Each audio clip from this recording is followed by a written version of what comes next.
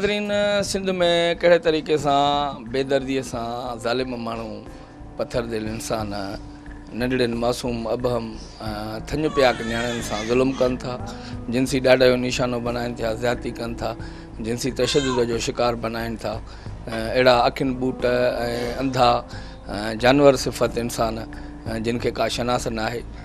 इन वक्त असां मौजूद आहियूं। ही सखर जो इलाइक़ो आहे आराई, आराई में ही मेमणन जो घर है। हितां जी नंढड़ी आहे फज़ीला मेमण, जैसे खुद जिनसी डाढ़ जो निशानो बनाए वो। ही अमड़ उन जी मौजूद है, ही पोयां उन जो नानो मौजूद है।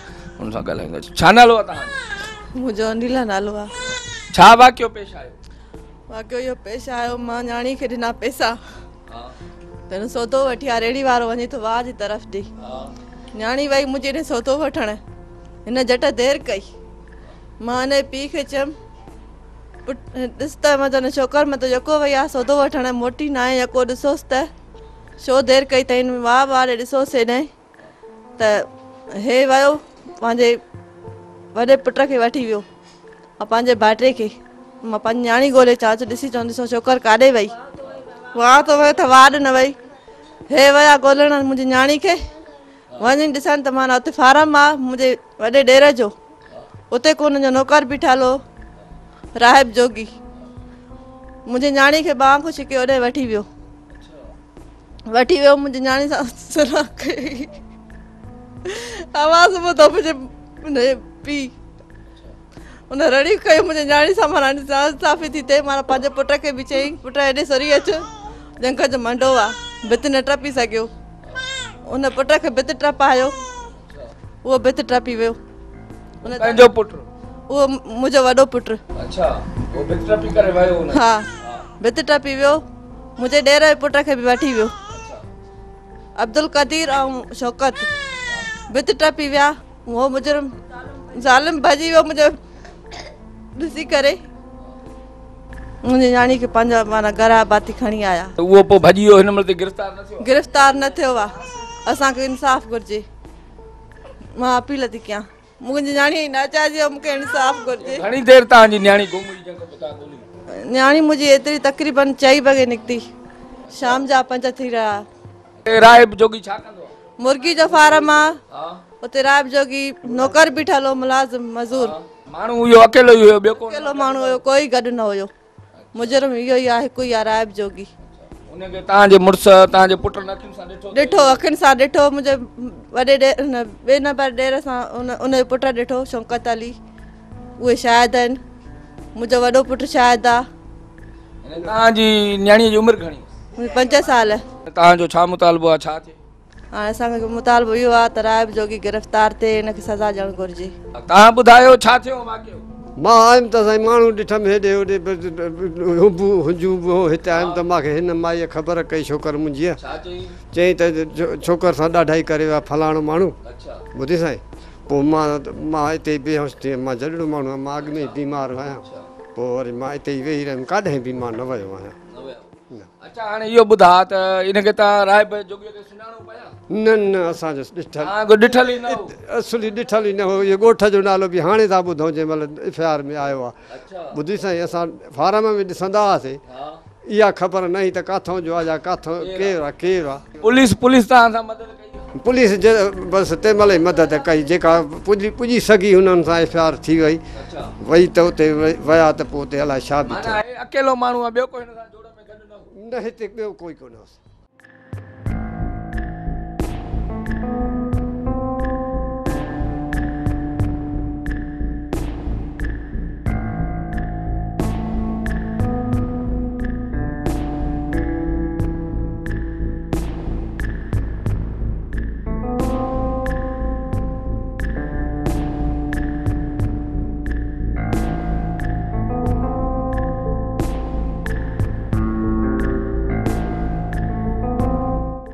हिन वक्त जंहिं घर में मौजूद आहियूं असां, हिन जी हिकिड़ी मासूम न्याणी जेका कुल 18 महीना उन जी उमिरि आहे। मासूम फरवा बतूल शेख। ही फैज़ाबाद कॉलोनी सर्वी आहे, हिते शेखनि जो पाड़ो आहे। इहो उनजी अमड़ मौजूद आहे, उन खां ॻाल्हायूं था।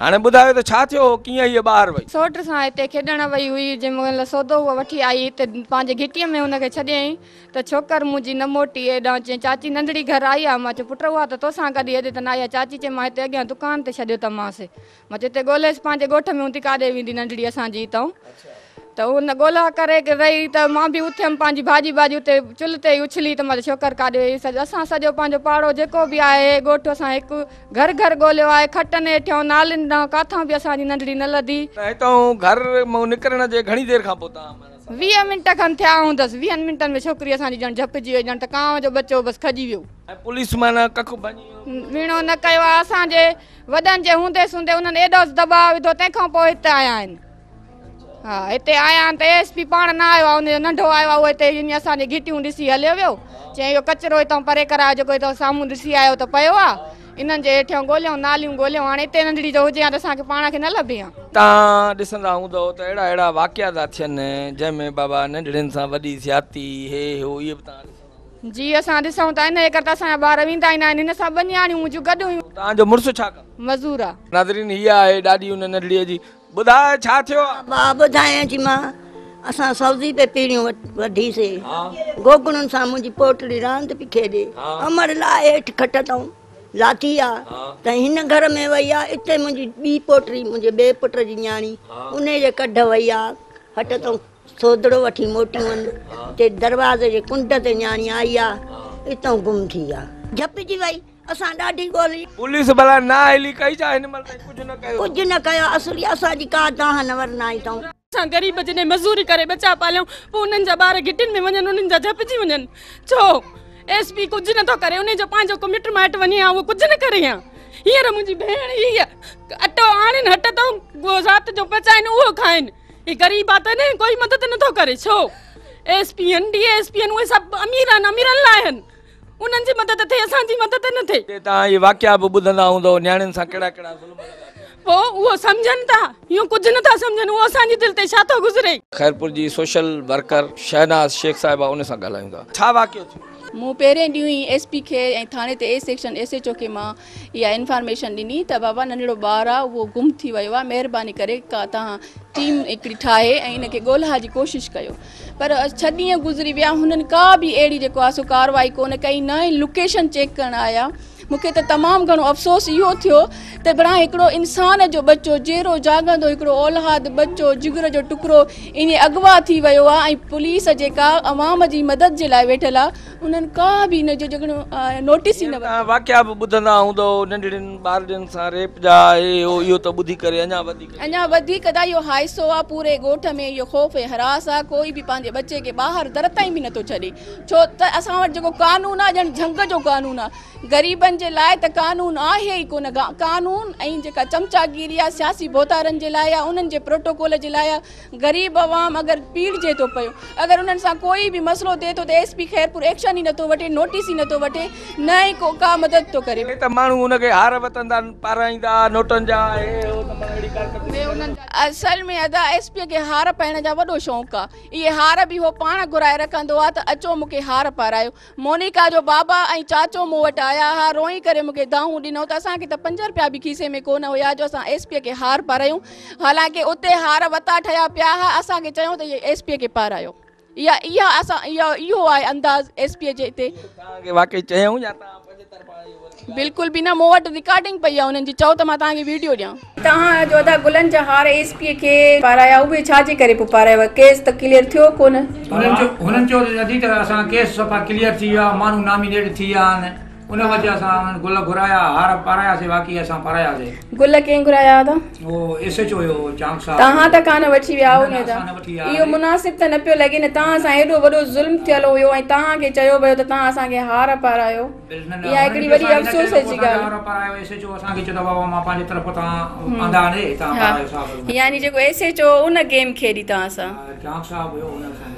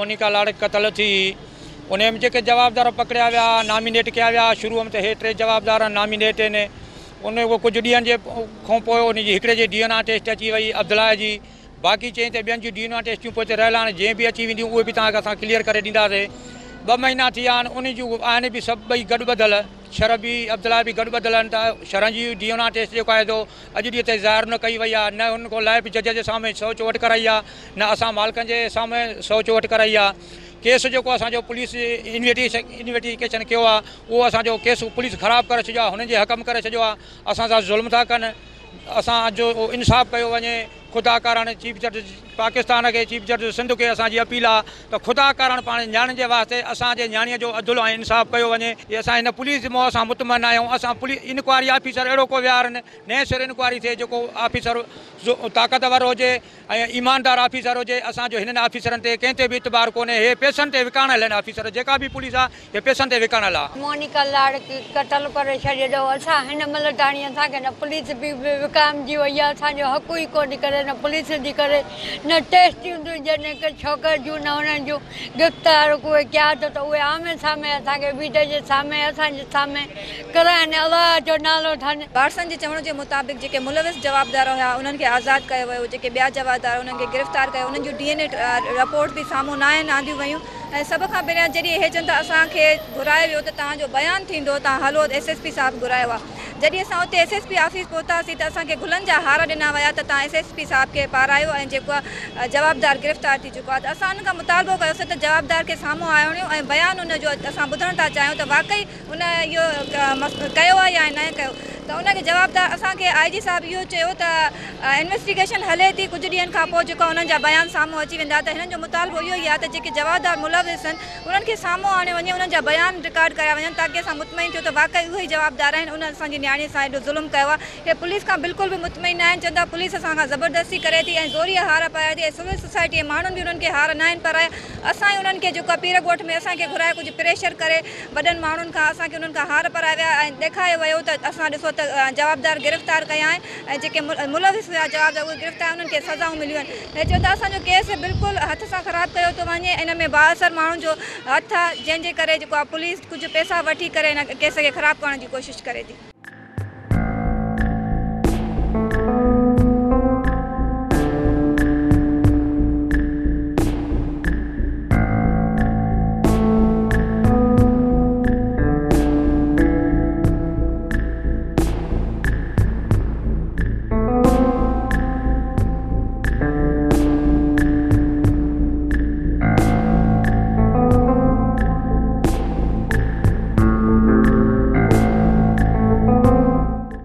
वाक़िया तव्हां ॿुधंदा हूंदो न्याणियुनि जे लाइ ज़ोरी ज़ना जा ॾाढ जा जंहिंमें अबहम मासूम ऐं ईअं सम्झो खीर पियाक जेके आहिनि न्याणियूं उन्हनि सां बि एॾी दरिंदगी थिए थी इन जे मुतलिक़ तव्हांजो छा चओ गुज़िरियल 2-3 सालनि खां सिंध में न्याणियुनि जे अगवाबाद ऐं असमत दरीबाद उन्हनि जो बेदर्दाना क़तल ऐं ॿारनि जा अगवा काफ़ी हद ताईं वधी विया आहिनि जंहिंजो मेन सबबु सिंध में नाअहल मां ईअं चवंदुमि खणी त नाअहल IG चऊं सिंध जो IG हुआ त पूरी सिंध में अहिड़ा वाक़ियात थियनि पिया केतिरा ई वापारी क़तल थिया आहिनि केतिरा ई माण्हू वापारी फुरिया लुटिया विया आहिनि पर उनजो तदारुक जेको आहे न पियो थिए ऐं हिन वक़्तु जेको आहे पंहिंजो हिन में जेको ख़ैरपुर में फरवा बतूल वारो वाक़ियो थियो आहे उन में बि अञा ताईं पुलिस काई बि अॻु भराई न थी आहे 2 साल जेको सिंध में अॻु में 2-2.5 साल अॻु में जेको अमन थियो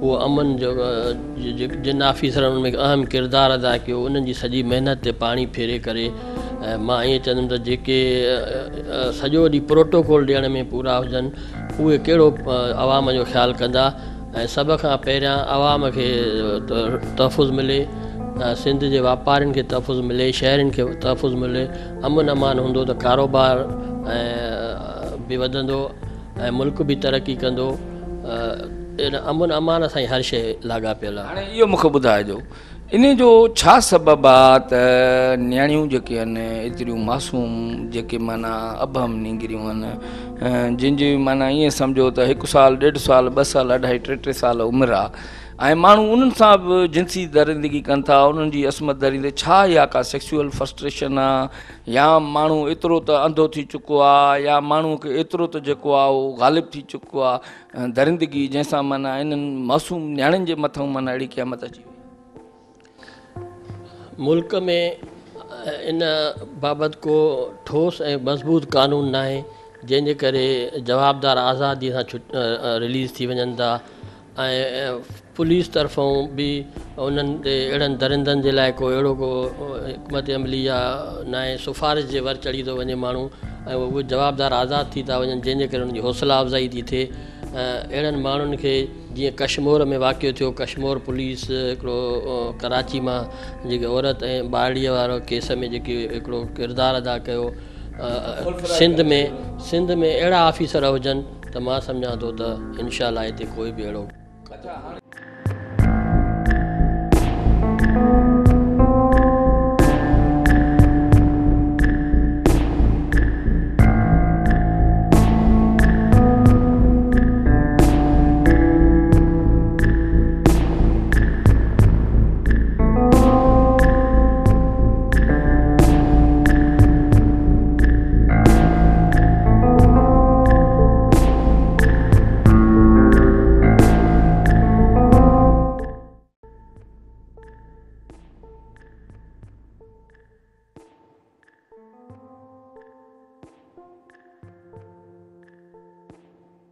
में ये इश्यूज़ बहुत ज़्यादा बढ़ते जा रहे हैं। जहां आप देखें तो पीरजो कोर्ट में मोनिका के साथ जब ये इशू हुआ तब उसका जो है सही से फॉलो अप किसी ने भी नहीं लिया।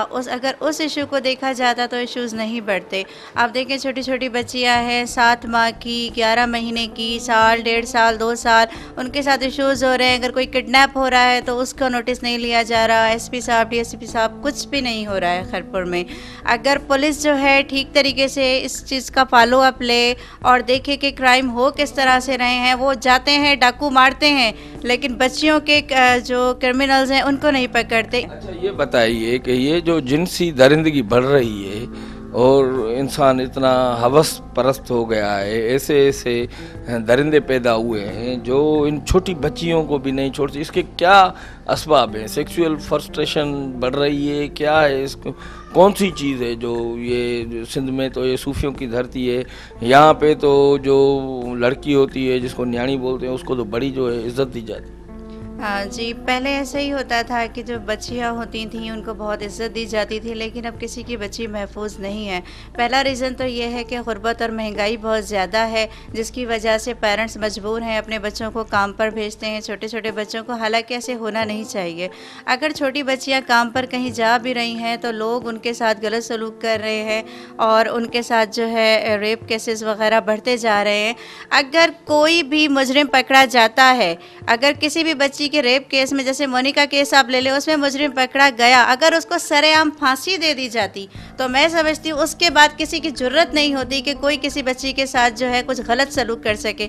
हमारे पास पुलिस जो है वो बिल्कुल ढीली है।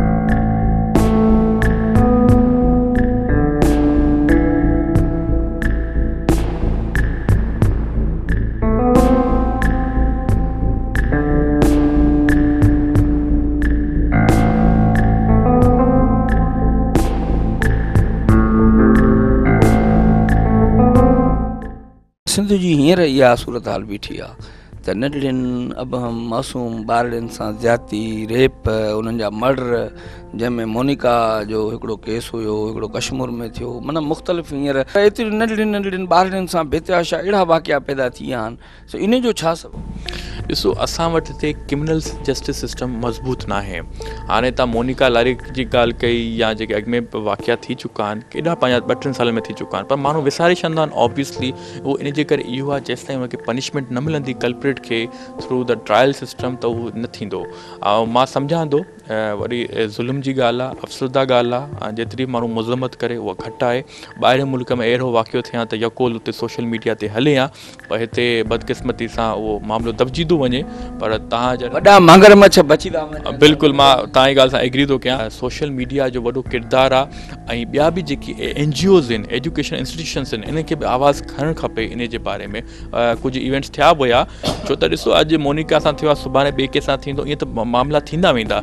SSP साहब जी रिस्पॉन्सिबिलिटी आहे, ASP साहब जी रिस्पॉन्सिबिलिटी आहे, उन्हनि जी रिस्पॉन्सिबिलिटी बेसिक ऑफ ऐं प्राइमरी रिस्पॉन्सिबिलिटी त हर कंहिंखे तहफ़ुज़ फ़राहम करिणो आहे। अगरि चाहे केतिरो बि वॾो घरानो हुजे, कानून जे कटेरे में सभई इक्वल आहिनि। ऐं मां सम्झां थो त इन में SSP साहब खे थोरी अञा मज़ीद कमु करण जी ज़रूरत आहे। उहो ॾिसे कंहिंजो घरानो आहे, किथे 3 ॾींहं जे स्ट्रेबल में हू हुते रेप थियो आहे, त इन खे बिल्कुलु सोशल मीडिया में जीअं हाईलाइट कयो वञे, थ्रू इलेक्ट्रॉनिक मीडिया थी वञे, त इहो वधीक बहितर थींदो। ऐं जेकी तव्हांखे हेल्प खपे असांजी लीगल साइड सां, असां बि तव्हां सां गॾु। अच्छा, छा इहो सबबु आहे जो हिकिड़ी सेक्सुअल फ्रस्ट्रेशन वधी रही आहे ऐं माण्हू नंढड़नि ॿारनि खे बि नथा छॾनि, ऐं इन जो मुआशिरे में कहिड़ी हिकिड़ी अनारकी पखिड़िजी वई आहे जो हिकिड़ियूं मासूम परियूं नंढड़ियूं गुलाबनि जा गुल उहे बि मतिलबु इन ॾिसो मुंहिंजे हिसाब सां हिते ट्रेनिंग सेशन्स थियणु खपनि या काउंसलिंग थियणु खपे। फॉर एग्ज़ाम्पल अगरि तव्हां वटि तालीम न हूंदी, एजुकेशन न हूंदी, वांदा वेठा हूंदव, फारिग वेठा हूंदव, तव्हांजे दिमाग़ में इहे ख़्यालात ईंदा। गवर्नमेंट खे चवणु खपे त हिकु ॿ अगरि पार्क्स आहिनि त उन्हनि खे ॿीहर रिपेयर कयो वञे, रिफर्बिश कयो वञे, त जीअं उते माण्हू कुझु एक्टिविटीज़ उते कनि या एंटरटेनमेंट जी एक्टिविटीज़ हुजनि, त जीअं माण्हुनि जो ध्यानु ओॾे हुजे। मां सम्झां थो त बिल्कुलु ज़ाहिरी ॻाल्हि आहे फ्रस्ट्रेशन वधी वई आहे, ऐं उन जी इहा ई वजूहात आहे त हिकु इंटरनेट साइट्स ऐं ॿियो जेको आहे त माण्हुनि में एतिरी नॉलेज न आहे ऐं अवेयरनेस न आहे, त इन जा छा नुक़सान थी सघनि था। अगरि काउंसलिंग ऐं इन्हनि जो मुंहिंजो चवण जो मतिलबु इहो आहे त अगरि माण्हू खे ॿुधायो वञिबो त रेप जी हेतिरी सज़ा आहे, हुनजी हेतिरी सज़ा आहे, त माण्हू न कंदो। ऐं हिकु ॿ मिसाली अगरि तौर ते असां कल्प्रेट खे अहिड़ी सज़ा ॾींदासीं त को डिटरेंस अची वेंदी सोसाइटी में, को हिमत न कंदो अहिड़ो ॿीहर कमु करे। ख़ुदि ॿारनि जी इहा तरबियत गुड टच ऐं बेड टच ऐं उहा उन्हनि जी जेके नंढड़ा मासूम ॿारड़ा निकिरनि था जिन में एतिरो शौर न आहे, त उन्हनि जी ख़ुदि जेको आहे हिकिड़ी काउंसलिंग ऐं उनजी तालीम में ई शुरू खां बिल्कुलु मां तव्हांजी ॻाल्हि सां एग्री थो कयां। इहो पेरेंट्स जो कमु आहे त पंहिंजे चिल्ड्रन खे ॾिसनि, सॼो कुझु ॾिसनि। अॼुकल्ह इवन तव्हां यूट्यूब में बि ॾिसंदव त कुझु वीडियोज़ अहिड़ा हूंदा आहिनि जेके चिल्ड्रन जा हूंदा आहिनि, ओनली स्पेसिफिक। त ईअं ई मां सम्झां थो त पीउ माउ जी वॾी ज़िमेदारी आहे पंहिंजे पुटनि खे ॾिसनि, औलाद खे ॾिसनि, उन्हनि जो हीउ सरमायो आहे, न्यारनि खे ॾिसनि त जेको हीउ रेप जो कल्चर आहे हिनखे कीअं डिक्रीज़ कयो वञी सघे थो। ऐं मां सम्झां थो त हिकु ख़ौफ़ जी बहार फैलिजी वई आहे रेप ऐं उन खां पोइ मर्डर। बिल्कुलु इहो त अञा वधीक संगीन जुर्म आहे। तव्हां रेप खां पोइ तव्हां हुनखे कंहिंखे किल था कयो, डेथ था कंहिंजी कयो, त इहो मां सम्झां थो अगरि strict penalty through legal justice system अगरि असां हिनखे न ॾिसंदासीं, माण्हुनि खे अवेयरनेस न ॾींदासीं, त ईअं वाक़िया वधंदा वेंदा।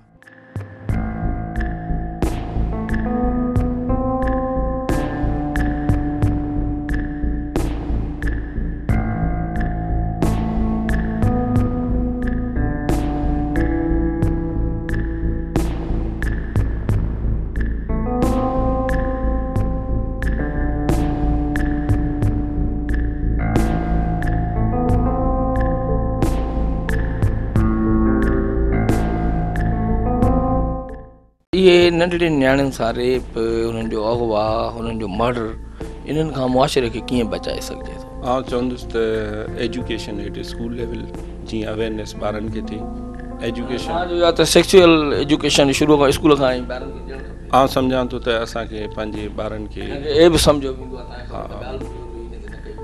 मां सम्झां थो त इहो हिकिड़ो सुठो टॉपिक आहे। हिन में असां जेकॾहिं पंहिंजे नियाणियुनि खे, पंहिंजे ॿारनि खे जेकॾहिं एजुकेट कंदासीं, हिन में का बुराई कोन्हे। स्कूल लेवल ते बि थियणु घुरिजे, ऐं असांखे पंहिंजे घरनि में बि इहा कम्युनिकेशन गैप जेको पेरेंट्स जो ॿारनि सां आहिनि हुनखे रिड्यूस करिणो पवे त जीअं काई बि शइ थिए त जीअं ॿार ॿुधाए सघनि त असां सां हीअ शइ थी रही आहे। इन खां अलावा असांखे पंहिंजी अवेयरनेस कैंपेन सेमिनार्स वग़ैरह इहे कराइणा पवंदा ऐं इन खां अलावा असांजी जेकी यूनिट्स आहिनि चाइल्ड प्रोटेक्शन यूनिट्स आहिनि सेफ हाउसिस आहिनि असांजा जेके वुमेन ऐं चाइल्ड जे हवाले सां इहे शयूं इन्हनि खे जेतिरो असां अवेयरनेस वधाईंदासीं तेतिरो सुठो थींदो। सेकेंड फेज़ ईंदो त जेकी असांजी लेजिस्लेशन आहे उन में हिननि ते सख़्तु सज़ाऊं ऐं स्पीडी ट्रायल्स आहिनि। असांजो छा ख़्यालु आहे त अहिड़े माण्हूअ खे कहिड़ी सज़ा ॾियणु खपे जेको एॾो मतिलबु नंढड़ी ॿारनि सां सदाए मौत हुनखे मां सम्झां थो त जेको टाइम अमजद शेख बिल्कुलु आउं चवंदुसि त इन्हनि जो इहो ई अंजाम हुजणु घुरिजे। हिकिड़ो नंढड़ो घोटु ऐं हिकिड़ी कुंवार जेको माना गिरफ़्तार थिया कोर्ट हुननि खे छॾे ॾिनो तव्हांजे SHO हुननि खे न छॾियो 2 ॾींहंनि ताईं पंहिंजे तहवील में जंहिंमें 7 ॼणा 6 मतिलबु सस्पेंड बि थी चुका आहिनि त इहो छा मसइलो? इहा असांखे मीडिया जे ज़रिए हिकिड़ी ख़बर पई त हे मामिलो जेको आहे उहो थी रहियो आहे त फ़ौरन पुलिस हुते रिएक्ट कयो हुते पहुता ऐं उन्हनि खे जेको आहे पंहिंजी तहवील में वठी कोर्ट में प्रोड्यूस कयो। FIR लॉन्च थी।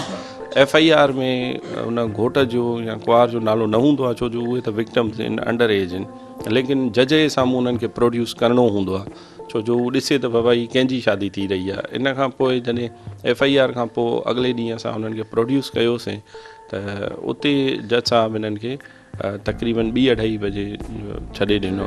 इन खां पोइ जेको आहे 2-3 कलाकनि जी डिले थी फॉर वांट ऑफ श्योरिटीज़ के कंहिंखे माण्हू इहे हैंड ओवर कयूं पर असां सम्झूं था त जॾहिं एब्सेंस आहे असां वटि अहिड़े इदारनि जी जिते सेफ हाउसिस हुजनि जिते हिननि खे कंफर्टेबल ॿारनि खे रखिजे उहो 3 ॾींहंनि खां पोइ हुनजी डेथ थी वई पंहिंजे घर में जेको हिकिड़ो निहायती अफ़सोसनाक वाक़ियो। हिन में आउं बि वियो हुउसि DIG सखर रेंज बि उते पहुता उन्हनि सां वारसनि सां मुलाक़ात कईसीं उन्हनि खे इंसाफ़ जो 100% यकीन ॾियारायोसीं ऐं जीअं चयोसीं त भले पोस्टमार्टम थियो हुन में का अहिड़ी तशद्दुद वग़ैरह कोन ज़ाहिर थियो। ज़ाहिर आहे पुलिस ॿारनि खे छो भला तशद्दुद त उहो जेके तव्हां सिपाही वग़ैरह मुंशी इहे सस्पेंड कया जॾहिं को ॾोही कंहिंजो कोन हो त माना कानूनी जॾहिं इंक्वायरी थींदी आहे त उन्हनि में माण्हू असांखे पंहिंजा ऑफिशियल सस्पेंड करणा पवंदा आहिनि ऐं उते ई उहे जेकॾहिं SIO हुयो उहो लाड़िको हुयो ऐं उन सां गॾु 4-5 जेके सिपाही हुआ लेडी कॉन्स्टेबल जी मिस हैंडलिंग असांखे उते लॻी। मिस हैंडलिंग असांखे ज़रूरु लॻी उन्हनि जो कसूर एतिरो हुयो त उन्हनि हैंडल सही न कयो तॾहिं उहा डेथ थी। उन खां पोइ जेको आहे असां एक्शन वठी उन्हनि खे सस्पेंड इंक्वायरी जेकी अञा ताईं हले थी पई। मां सम्झां थो त हिन में जेकी मिस हैंडलिंग जी रिपोर्ट आहे इंटेंशन न हो त कंहिंखे को घुटा ॾेई को मर्डर कयो हुजे पर अनइंटेंशनली चइजे या सुस्ती चइजे या लापरवाही चइजे उहा असांखे रिपोर्ट थी जंहिं ते असां एक्शन कयोसीं। DI साहब बि एक्शन कयो ऐं उन खां पोइ ओॾे विया बि वारसनि अची उन्हनि खे माफ़ बि कयो असां वटि बि आया बट स्टिल असां सम्झूं था भले वारस ज़रूरु वारसनि कंहिंखे माफ़ उन्हनि सिपाहियुनि खे जेके उन्हनि खे ऐं उन SI माफ़ कयो पर तव्हां माफ़ न कयो। मां सम्झां थो त मूंखे माफ़ न करणु घुरिजे छो जो जेकॾहिं असां सज़ा न ॾींदासीं ऐं इहो रुॻे माफ़ी तलाफ़ी ते कमु हलंदो त एॾी वॾी हिकिड़ो नंढड़ो ॿारड़ो आहे जंहिंसां रेप बि थियो आहे तव्हां ॾिठो हूंदो लांडियूं इहो छा मसइलो? हिन छोकिरे जी एज आहे तक़रीबन 8-9 साल उनजी उमिरि आहे ऐं नालो हुनजो सईद कलोड़ो आहे ऐं लांडियूं ॻोठ में इहो हिनजो मर्डर थियल आहे ऐं उनजो असां कल्ह राति ते तक़रीबन 2 बजे ताईं हुनजो पोस्टमार्टम थी वियो। जीअं असांखे रिपोर्ट मिली पुलिस रिपोर्ट कयो ऐं फ़ौरन असां उनखे पोस्टमार्टम करायो उनजा बि DNA सैंपल्स असां उहे कलेक्ट कराया आहिनि। उमेदु आहे त इनशाअल्लाह इन केस खे बि असां सुठे नमूने सां जीअं असांजो रिकॉर्ड रहियो आहे अहिड़े इन हवाले सां इनखे बि हल करे वेंदा। कैमरामैन रज़ा लगारी ऐं जावेद गुंजो सां इजाज़त ॾींदा पंहिंजे मेज़बान शौकत नूनारीअ खे सदाईं गॾु।